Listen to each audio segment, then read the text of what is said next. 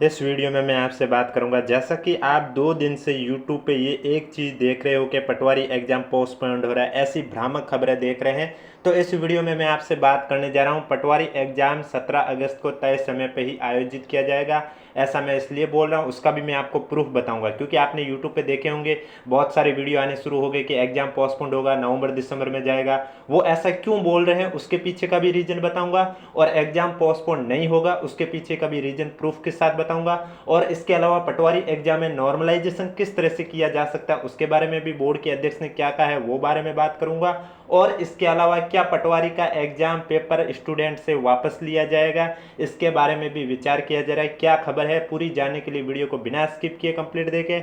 और इसके अलावा जो आपके पदों में वृद्धि हुई है वो कौन सी कैटेगरी में कितनी हुई है उसके बारे में भी इस वीडियो में चर्चा करूंगा, इसलिए वीडियो को बिना स्किप किए कंप्लीट देखें। वीडियो पसंद आए तो वीडियो को लाइक कीजिए, चैनल जरूर सब्सक्राइब कीजिए, क्योंकि नेक्स्ट वीक से मैं आपके लिए पटवारी एग्जाम के लिए अधीनस्थ बोर्ड द्वारा 2024-25 में जितने भी एग्जाम आयोजित हुए हैं उनमें पूछे गए जीके के जितने भी क्वेश्चन हैं उसके बारे में चर्चा करने जाऊंगा इसी यूट्यूब चैनल पर, इसलिए चैनल जरूर सब्सक्राइब करें, नोटिफिकेशन भी ऑन रखें। और इसके अलावा अगर अभी तक आपने हमारा टेलीग्राम चैनल ज्वाइन नहीं किया है तो लिंक नीचे डिस्क्रिप्शन में दिया हुआ, आप जाके ज्वाइन कर सकते हो। तो चलिए वीडियो स्टार्ट करते हैं। सबसे पहले तो मैं बात करने जाऊंगा ये यूट्यूब पर बार बार क्यों आ रहा है आपके सामने, जब आप सर्च करते हो तो पटवारी एग्जाम पोस्टपोन को लेकर नवंबर दिसंबर, तो ये सब इस वजह से आ रहा है क्योंकि आज से 2-3 दिन पहले किसी स्टूडेंट द्वारा अधीनस्थ बोर्ड के अध्यक्ष आलोक राज जी को ट्वीट के माध्यम से ये जानकारी दी थी कि बढ़ी हुई तिथि के अनुसार नए स्टूडेंट को पटवार की तैयारी के लिए केवल 3 माह का समय ही मिल रहा है,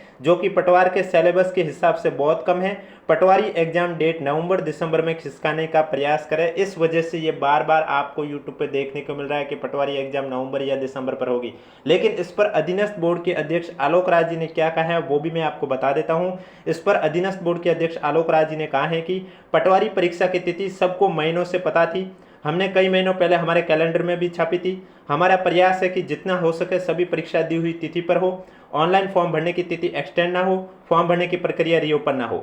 यानी कि अधीनस्थ बोर्ड के अध्यक्ष आलोक राज जी का कहना है कि अब आप जो बोल रहे हैं कि परीक्षा केवल 3 माह का ही समय मिल रहा है, लेकिन इन्होंने जो एग्जाम डेट है वो कई महीनों पहले ही बता चुके थे। कैलेंडर के अकॉर्डिंग इन्होंने पहले 11 मई बताई थी, और 11 मई से पहले ही इन्होंने बता दिया कि एग्जाम पोस्टपोन्ड होगा, जो कि आपके अगस्त में आयोजन करने की विचार किया जाएगा। और उसके बाद उन्होंने बता दी थी 17 अगस्त। अब ये कोई ज़रूरी नहीं कि आपका फॉर्म वापस से रीओपन अभी थोड़े 10 दिन पहले ही हुए तो अब एग्ज़ाम में आपको समय नहीं मिला, जबकि एग्ज़ाम डेट है वो आपको बहुत पहले बता चुकी गई थी। इस वजह से मैं आपको कह रहा हूँ एग्ज़ाम अब आपको 17 अगस्त को ही होगा। ऐसा मैं क्यों बोल रहा हूँ, क्योंकि अगर बोर्ड का विचार होता कि एग्ज़ाम को नवंबर दिसंबर तक ले जाने का, तो वो आपसे फॉर्म विड्रॉ नहीं करवाते। क्योंकि आपने देखा होगा अभी 7 जुलाई से लेकर 9 जुलाई, ये आप देख सकते हैं कि आवेदन आमंत्रित किए जाने की अंतिम तिथि के बाद, यानी कि अगर जिन स्टूडेंट को आवेदन करना था उन स्टूडेंट ने आवेदन भी किया है, यानी कि उनको भी समय दिया गया था ऑनलाइन आवेदन करने का।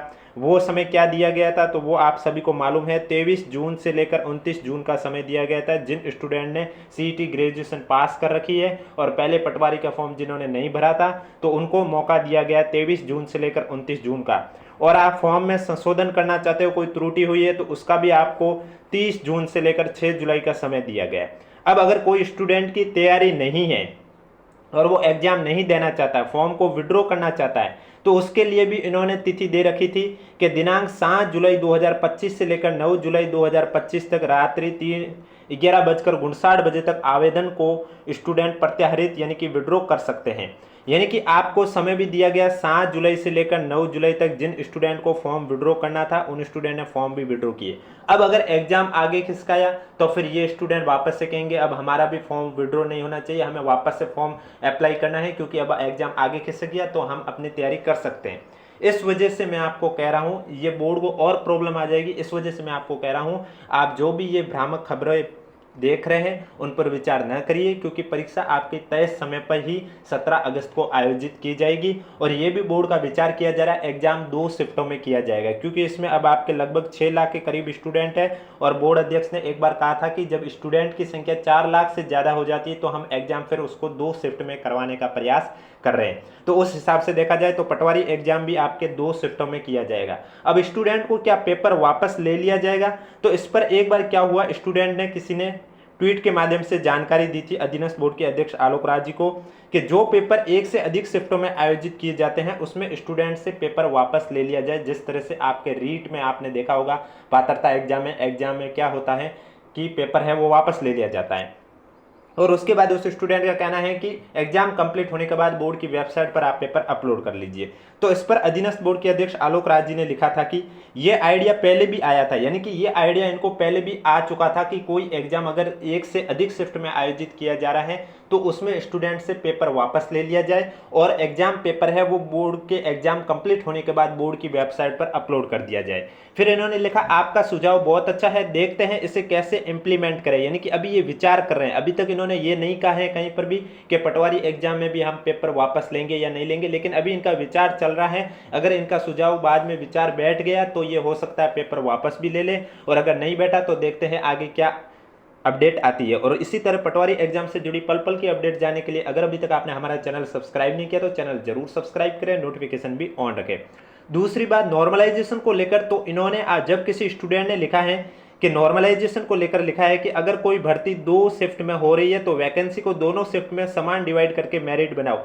तो इस पर अधीनस्थ बोर्ड के अध्यक्ष आलोक राज जी ने लिखा है कि एसएससी का परसेंटाइल जो मेथड है वो कुछ ऐसा ही है जिसमें नॉर्मलाइजेशन करने पर उपस्थिति के अनुसार हर शिफ्ट से लगभग बराबर प्रतिशत कैंडिडेट सेलेक्ट होते हैं।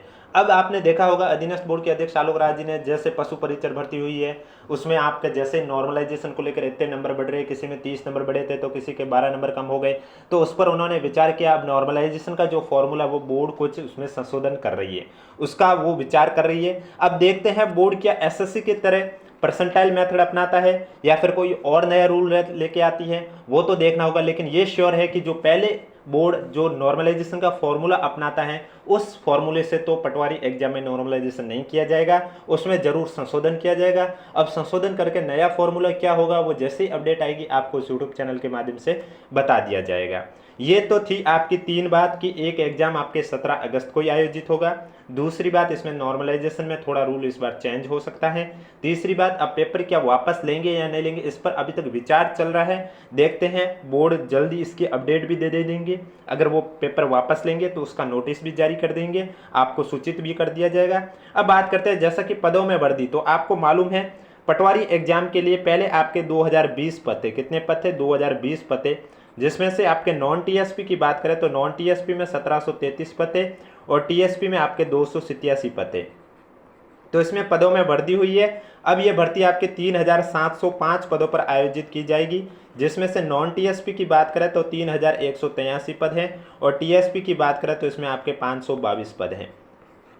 तो ये आपके पदों में वृद्धि की गई है। तो टोटल अब 3705 पदों पर इस भर्ती परीक्षा का आयोजन किया जाएगा। नेक्स्ट वीक में मैं आपके लिए पटवारी एग्जाम के लिए अधीनस्थ बोर्ड द्वारा 2024-25 में जितने भी एग्जाम आयोजित हुए उनमें पूछे गए जीके के क्वेश्चन लेके आऊँगा इसी यूट्यूब चैनल पर। इसलिए अगर अभी तक आपने चैनल सब्सक्राइब नहीं किया तो चैनल जरूर सब्सक्राइब करें, नोटिफिकेशन भी ऑन रखें।